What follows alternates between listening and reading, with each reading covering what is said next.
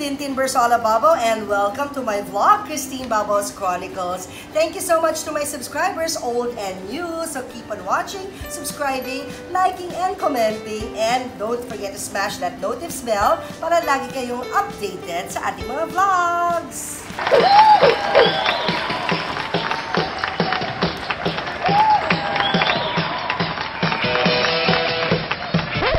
Dahil nga tayo mga babae, mahilig tayo sa mga bags, hi ma'am. Patuloy natin ang ating bag rate with celebrities. Dahil gusto din natin chismisin, ano bang laman ang kanilang mga bags. Ako rin gusto kong malaman kung meron ba kami something in common sa loob ng mga bags. At tayo ngayon ay magbabag rate with coffee. Oh, bag rate na, pakape pa. Kasama ang ating, nakakayang ang feeling pag young din ang aking kasama. Walang iba kundi si...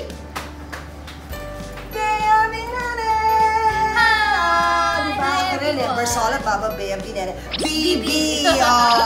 The name of the game is BB. Thank you, Bea, for guesting sa aking vlog first time.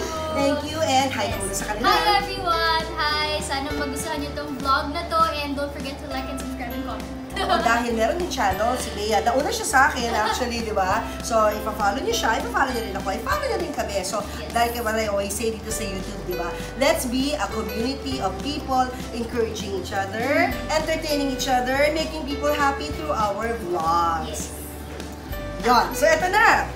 Si Bea ay first time na sumali sa aking bazaar. Kasi nga, di ba, lagi ako nag-organize ng celebrity bazaar. So, I took this opportunity to be able to get to know her by getting to know what's inside her bag. Okay. At mamaya natin pag-usapan, ano ba ang ginagawa ng tatlong cups ng kape sa aming bazaar? Nag-iinom na ako. Kailangan natin yan. Okay. So, what's inside Bea's bag? Pero bago yung inside, yung outside muna. Ito ba ang iyong favorite bag? What's the history behind this bag? Ito ang pinaka-unang-una kong designer bag. Oh, so talaga may history. Yes, may history siya. Ito yung pinaka-unang-una. So this is the first designer bag of Bea. Anong year? Circa talaga? No, I got this when I was siguro po mga 16. 16. So today's 2019. I'm 21 now. So 2019 ngayon. Anong year yun? Yung 16 ka? 21. At may na ako sa math. Ha? 5 years ago? 5 years ago. 5 years so ago. 2014. 2014, first acquisition, investment bag ni Bea. Ano, Michael Kors ba ito? Valentino. Valentino, sorry mali. Isang Valentino. Julius! Diba? Nauna pa si Bea, wala akong Valentino. Gosh, pero kompleto naman ako ng katre. Luming katre lahat ng kulay meron ako. Meron more than 10 na nga ba? Kasi may double slow. Double slow, diba? Correct. Nilagyan ng Bea Binere or BB, diba? Pero Julius, wala pa rin ako talagang Valentino Ako hindi ko alam. Okay, so it's Valentino ba? Pero meron akong ganito shoes. May shoes. Ako naman yung walang shoes. Dali, magreklamo ka na. Ano ka magreklamo? Shoes. So yan, dito talaga ang trademark ng Valentino. Gawin ko na kayang bag yung shoes. Pero mahirap siya kasi kapag shoulder bag mo siya, parang tinutusok-tusok ka niya. Baka naman pang-masahe rin to. Tinutusok-tusok ka niya, so... Oo nga, may tusok-tusok. Tiis ganda. Tiis ganda bag. Okay. So I won't ask na how much you bought it for kasi baka sabihin ng Valentino, ini-endorse natin siya. Pero pakita na rin natin, Valentino. Okay. It's made of what kind of leather? Sheep leather or whatever? Hindi po. Sige. So, it's an investment bag. Yes. Kasi it's an investment bag tapos. Tsaka nabili mo siya because coming from a racket or birthday mo, special occasion, meron ka naging project. Usually ganun paycheck. Installment ko na ko ba yan Installment, hard work. Alam mo po, kanino ko nabili to? Kaya ni Sherilyn Reyes tan. Oh yeah, ganun yun. Sorry Sherilyn, wala akong nabili bags. Actually, ano ko yan, kasi nasa taping kami, magkasama kami. Tapos nagdala siya ng bag, kasi sinasabi ko, gusto kong bumili ng bag. Tapos nagdala siya, tapos yung magdala niya, Hermes. Sabi ko, syempre, hindi ko ako Hermes. So ito, yan yung ako. Installment ko na 8 months to pay. At least, lalo mong mamahalin ng bag kasi pinaghirapan mo talaga, di ba? Ganun yun. Ako rin nag-start ako sa TV career ko. Hindi naman cash yung binabayaran ko mag-bag. Mga installment din. At si Sherilyn, nakatrabaho ko siya sa Moms kasi nag-guest ako noon, guest host. Maraming nga siyang dalang mga Hermes. Nakaka-shock ang mga Hermes. Parang, hindi ko naman, parang, hindi ako bibili ng sasakyan. Sabi ko sa kanya, hindi ako mag-down payment ng sasakyan natin, Shay. Ano ang top 5 items that you will never leave home without? Laging nasa bag mo kahit nagpapalit-palit ka ng bag. Okay. Go, Valentino! Valentino! Top In-interview. 5, a flashlight. Flashlight! Talaga ready for anything ka. Wallet, syempre. Earthquake, Maliit whatever. na wallet lang kasi. Wallet. Ano Okay, ba? Perfume. usually magkano cash ang dala mo pag lumalabas ka? Wala. Grabe mga na-interview ko dito talaga. Alam niyo ba, marunong yung iba kong vlogs, no? Si Aramina, 50 pesos ang laman ng wallet. Ako Si nga, Nene, wala walang talaga. wallet. 20 pesos. Sino ba yun?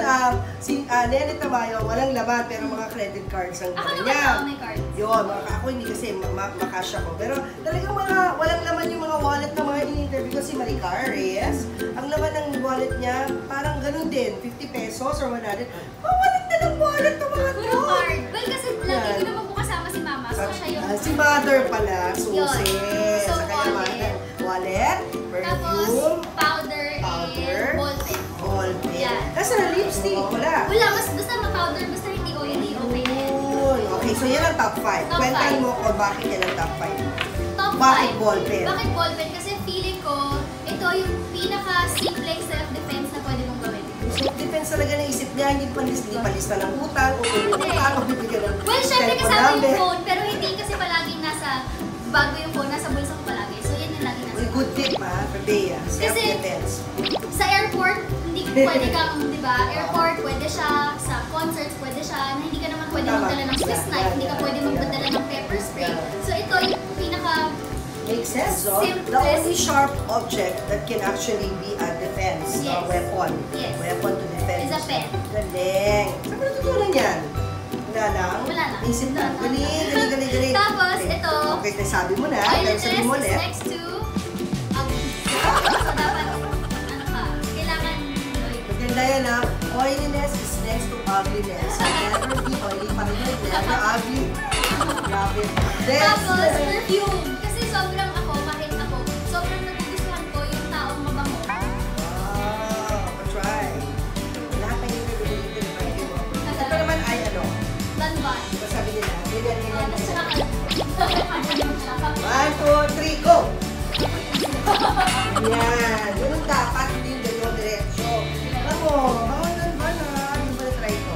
Na-try ko na kayo. Next. Yan. Ito wallet na to, wala po ako, meron akong malaking wallet sa bahay, kaya lang ang bigat kasi, tsaka minsan yung bag ko, yung maliliit lang. So, ito, kuha lang. Pero mabigat pa rin ha. Mabigat yan, oh. May aso ba ito? May kusina dyan sa May kusina siya. Tapos yun, pwede naman. Yung pwede mo lang pakita. Na Okay lang. hindi makakompromise ang security mo. O ID, ID, Yan. cards, o diba? Wala akong ano, wala akong cash, pero cards. Yun lang, kasi 20 pesos. Yun. Paano magbabayad sa parking? Ano? Wala tayong 20. Ba't 50 ngayon? Hindi ako kay mama. Mama! Tapos flashlight, kasi Yeah. in case of emergency, ayokong gamitin yung flashlight ng phone ko kasi mas madali malubat yung phone ko. So, lagi ako may, kahit gano'n kaliit yung bag ko, meron ko. Yun. Kaya daan mo na sa ngiti. Ayan. Nako. May flashlight na yung ngiti, light bulb, oh, di ba? Yun. At kahit na 20 pesos lang ang laman ng cash ng kanyang wallet, naku, itong si Bea, ito ay isang mayamang bata. Mayaman sa knowledge, pagdating sa business. Kasi meron siyang business at ito ay ang MNB. Yes. Ano ba itong MNB na ito? Ang MNB? Hulaan ko. Bea and Mommy. Mommy and Bea. Hindi, bakit MNB? Mix and brew coffee. Yun na, mix and brew. Because we mix our own blend ng beans to have our own flavor ng coffee. Paano ka napasok sa coffee business? Kasi po noon, gusto ko talaga, sabi ko, gusto ko mag-barista. Actually, yun, dun siya talaga. Kasi gusto ko yung nagmamachine-machine, ganyan, mix-mix, ganyan. Tapos, yun, nag-aral ako yung coffee science. So, inaral talaga namin yung coffee, iba't ibang itsura, iba't ibang flavors. Dapat pala talagang Saan siya manonin mo galing, dahil ganyan. binlog namin to.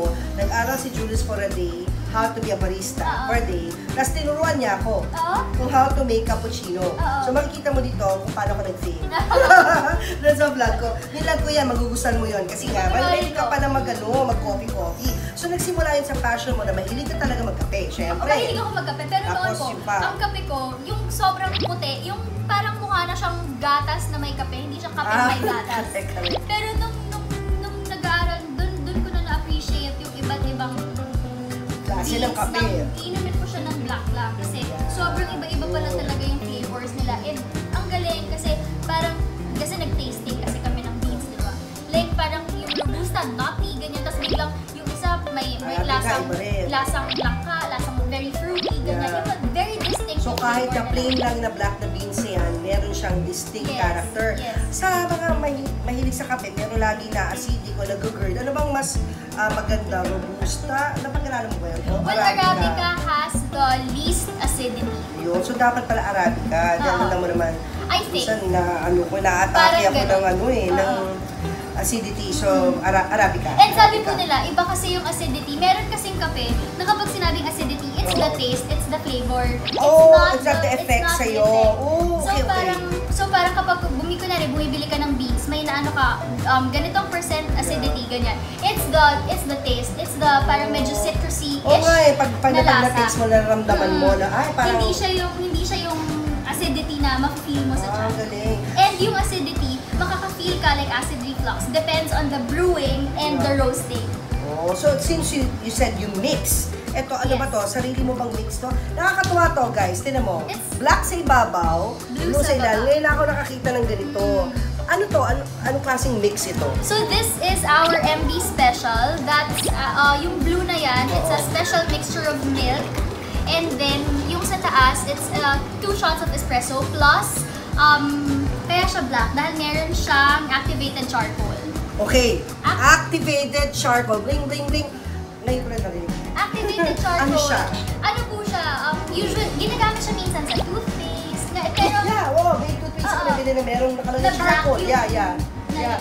Pero yung term na activated charcoal is... Charcoal is uling, di ba? Yes. So, when you say activated, binuhay mo yung charcoal, inactivate mo siya. Parang gano'n. Hindi ko rin alam kung bakit siya sinabing activated charcoal, pero marami kasi siyang health benefits. Like, mas nakaka-whiten siya ng teeth, nakaka-cleanse siya. Mas nakaka-cleanse. So habang iniinom mo ito, kumuputi yung ngipin mo? Kasi di ba, may mga, may favorite ako na yogurt store na black activated charcoal din yung ginagamit nila. Tapos black talaga yung yogurt nila, tapos ang sarap, ganyan din. Palalo. So ikaw nakaisip nito, sarili mo siyang concoction or brew o natikman mo somewhere in a coffee shop abroad? It's our own drink talaga, pero with the help of our barista. So meron kang we have a barista/trainer na siya yung in charge talaga sa drink. So this is your bestseller? Yes. So whenever you see an M&B cart or kiosk, ni Bea, ilan na ba? Ngayon, we start muna po sa pop-shop, sa pop-up. Okay, like so pagsali sa bazaar. Okay. Pero hopefully, baka second or third quarter of this year, magkaroon na kami ng branch. Ayun, so if ever nakakita nga kayo prior to the opening of her branch, no, try nyo to, yung kanilang M&B Special. Yan ang tawag siya. And it's Instagrammable kasi, di ba, may kulay, ganyan.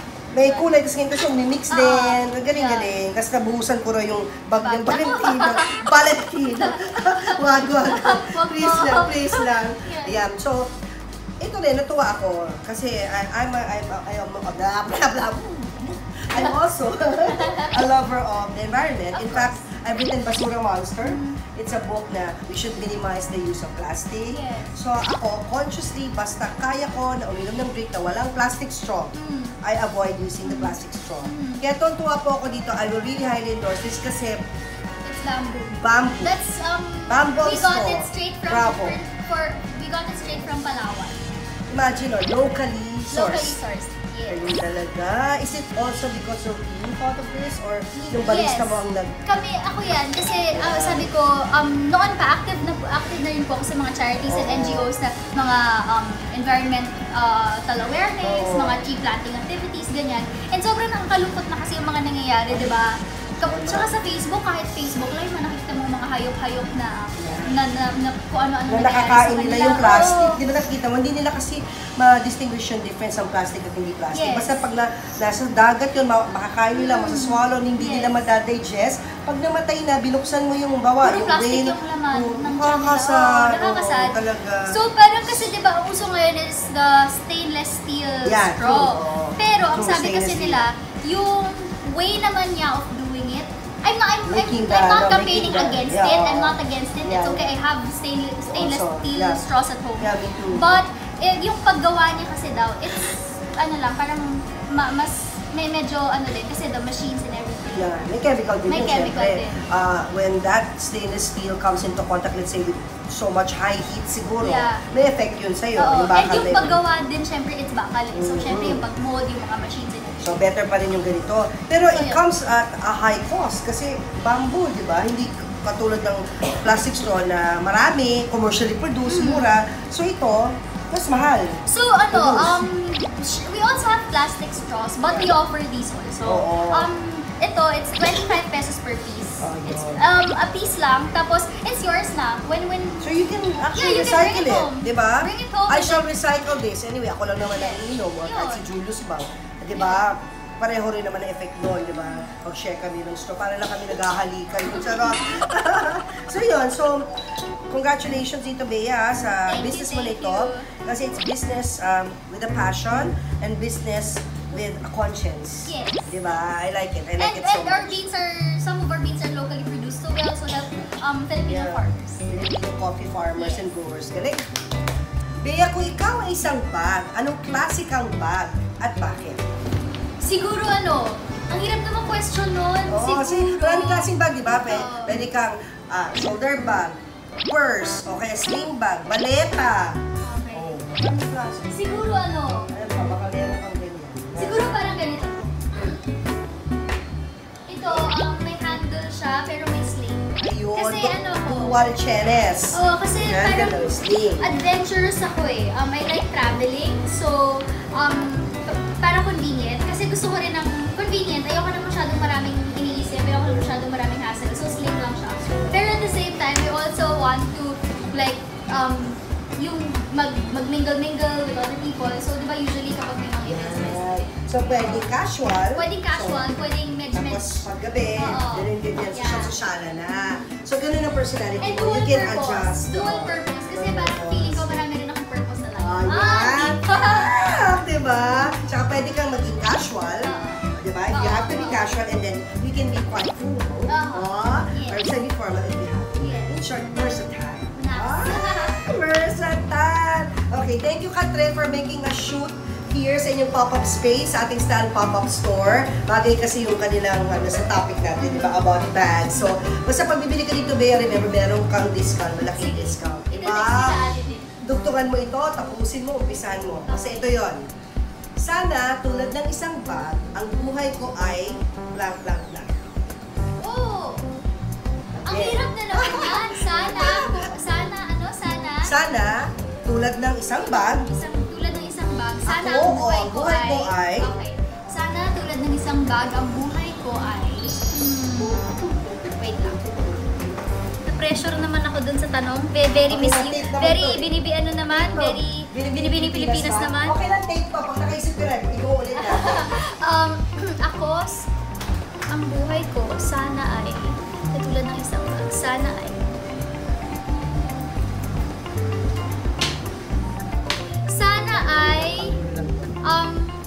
pwedeng may sana pwedeng maging multi-purpose at sana alam ng mga tao yung worth mo.